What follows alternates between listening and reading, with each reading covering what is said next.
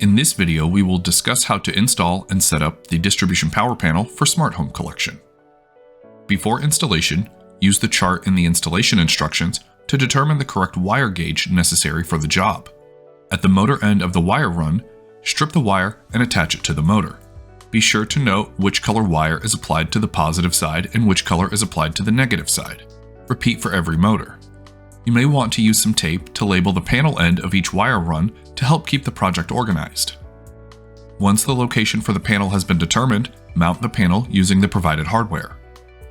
Remove as many plastic plugs as necessary to accommodate the wire runs. Strip the ends of the desired wire and feed it into the panel through one of the open holes.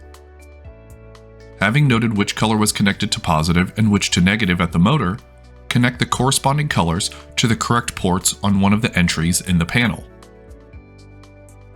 Be sure to tighten the screws to ensure a strong connection in the ports. Repeat with each wire run.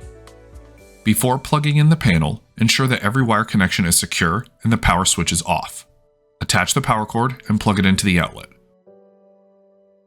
Turn on the power switch. The shades now have power.